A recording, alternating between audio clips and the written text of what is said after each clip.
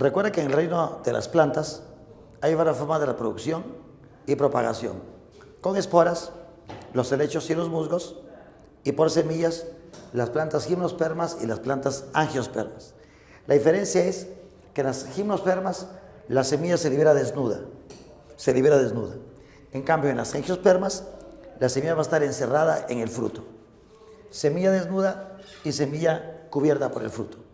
La característica diferencial más notable es la presencia de ¿qué? De flores en las plantas angiospermas. Gimnospermas no. Estas plantas son tremendas plantas, pueden alcanzar 30, 40, 50, 60, 80 metros la secoya. El grupo de los pinos.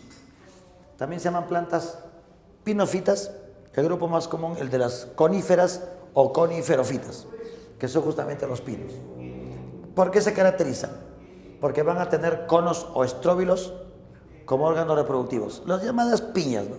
La piña navideña es un ejemplo de conos o estróbilos de estas plantas. Vamos a suponer entonces, ponemos acá el esquemita de un pino con sus hojas así fasciculadas, bastante más hojas, ¿no?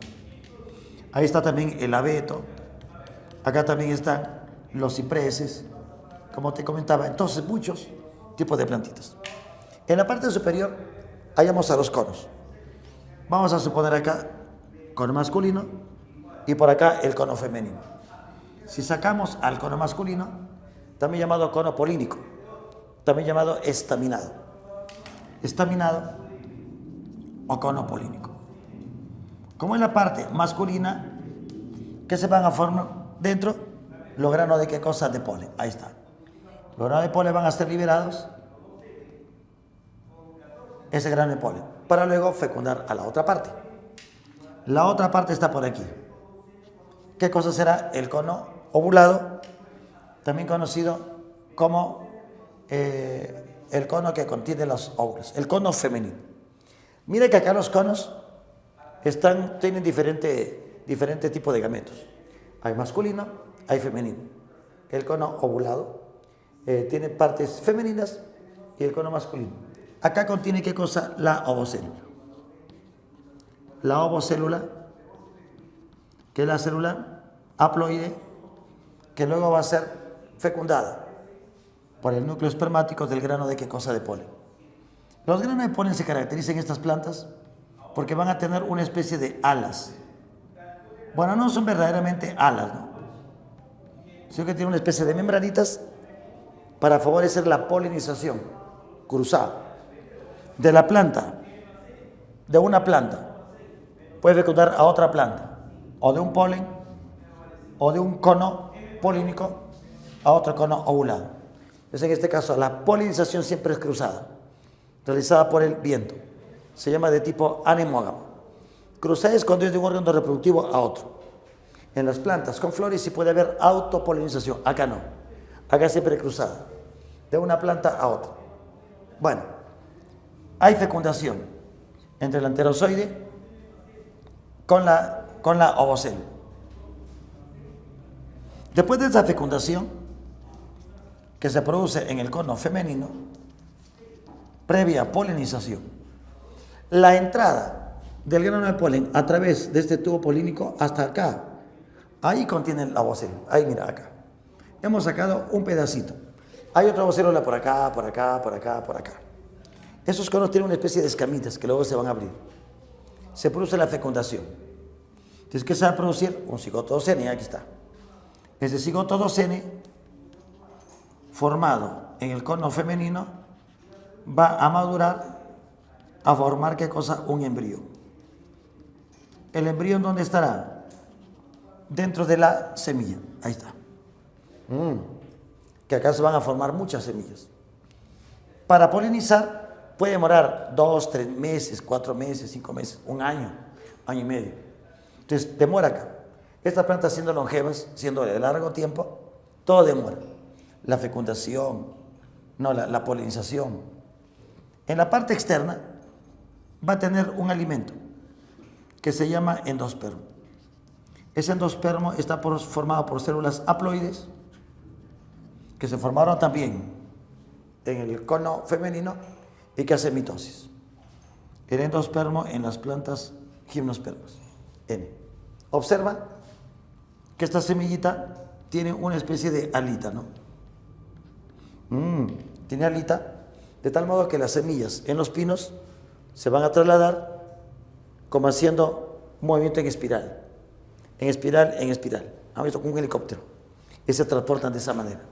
Eso favorece su dispersión en grandes distancias. Siendo plantas altas, siendo plantas grandes en general, si cae ahí nomás la semilla, habría mucha competencia. En cambio, cuando se dispersa, favorece eso a la propagación, favorece su nutrición, ya que no compiten entre ellas. Interesante. Una vez que la semilla llega a un lugar fértil, ¿qué cosa va a producir? La germinación. Entonces, la parte 2N va a ser mitosis, bastante mitosis, y finalmente va a formar ¿qué cosa?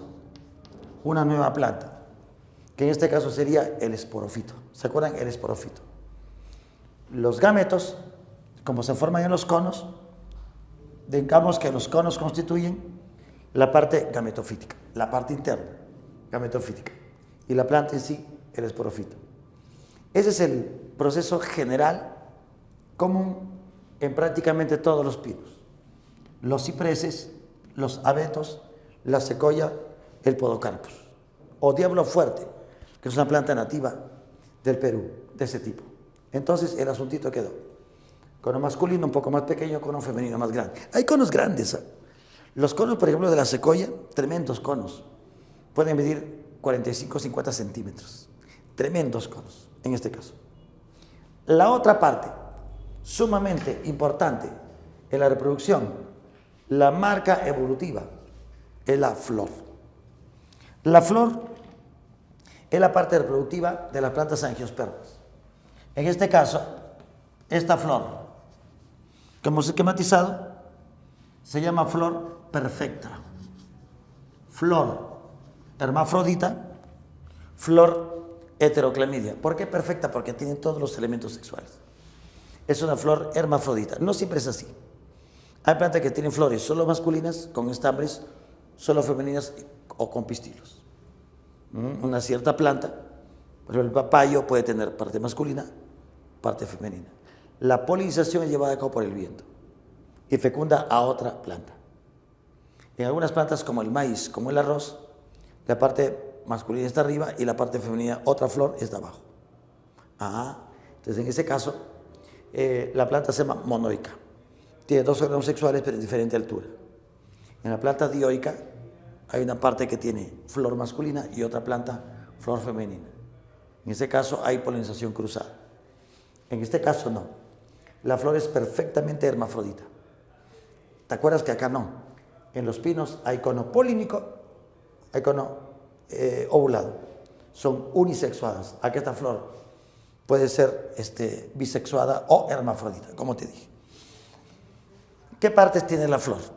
Vamos a poner una flor típica, de colores, bonita. Una flor es bonita, de colores brillantes, cuando es polinizada, por ejemplo, por insectos o por aves. Como tienen colores vistosos, eso atrae la atención de aves, de insectos. Pueden tener incluso olores, también para atraer, ¿qué cosa? Murciélagos y otros animales.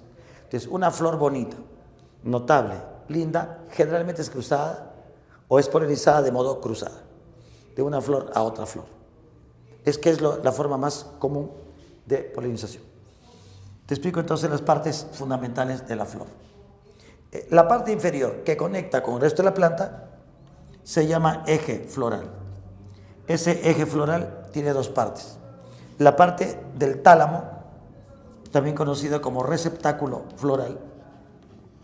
Tálamo, no como una camita. Tálamo es cama, una camita ahí, o receptáculo. Y la parte del pedúnculo floral. De ahí se sostiene la flor cuando la agarran de modo romántico, ¿sí o no? Hay del pedúnculo floral. Acá tiene conductos que van a nutrir a esta zona. Se conecta con el resto de la planta. Ese es el eje de la flor. Las otras partes se llaman verticilos. Entonces la flor, ¿qué cosa va a tener? Eje, que está abajo, ¿y qué cosa va a tener? Verticilos. Los verticilos de la flor van a ser 4. ¿Cuáles son los verticilos? Se enumeran de afuera hacia adentro.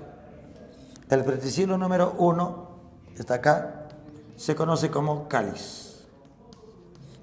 El cáliz está formado por hojillas que se conocen como sépalos.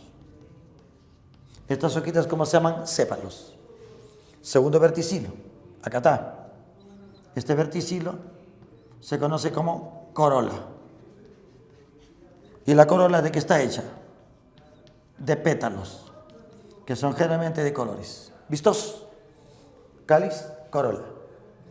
Tercer verticilo se llama androceo. Androceo significa parte macho. Andro es macho. Andro es masculino. ¿Está formado de qué cosa? De los estambres. Los estambres se van a formar de hojas estaminadas. El cuarto verticilo está por acá. Todo esto que está acá. Todo lo que está por acá. Todo lo que está por acá. El cuarto verticilo, que se conoce como gineceo. Gineceo, formado por qué cosa? Por pistilos. Esa parte que está acá puede tener uno o varios pistilos. Hemos dibujado uno porque es el esquema de una flor típica, una flor característica. La entrada del pistilo se conoce como estigma. El tubo como cuello del estigma se llama estilete o estilo. Acuérdate que el pistilo tiene estilo. En esta parte, mira, esta parte sería ¿qué cosa? El ovario. Toda esta parte se conoce como ovario. La vamos a poner acá. Ovario. Y dentro del ovario, ¿qué cosa encontramos? El rudimento seminal, también conocido como óvulo. Se llama rudimento seminal porque va a formar luego a la semilla. Y la parte que está afuera, que es el ovario, al madurar, ¿qué cosa va a formar? Al fruto. Eso sucede con el ovario. El androceo también tiene sus partes. Esta parte más anchita, más grandecita, como antenita, son las llamadas anteras. Esta es la antera. Y lo que sostiene se llama filete o filamento. Si te has dado cuenta, entonces acá estamos colocando las partecitas de la flor.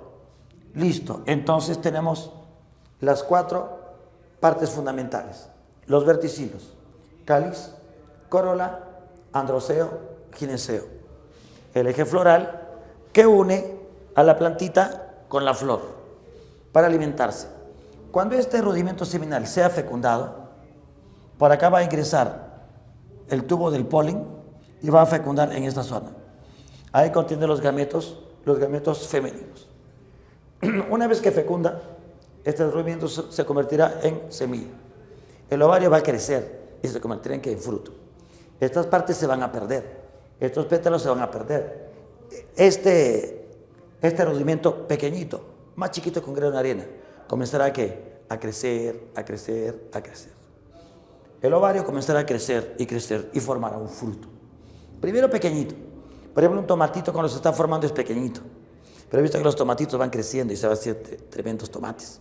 Hay frutos que son más grandes, ¿no? Las uvas, las fresas son más o menos pequeñas, ¿no? Pero hay frutos que son grandes, ya, una manzana, una naranja, un fruto más grande, un melón, una sandía, a partir de ovario.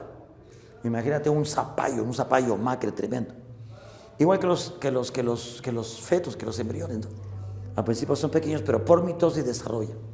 Acá va a haber mitosis, hasta que forman tremendos frutos, como te dije, frutos pequeños y frutos grandes. O sea que la flor es el órgano reproductivo de las plantas angiospermas.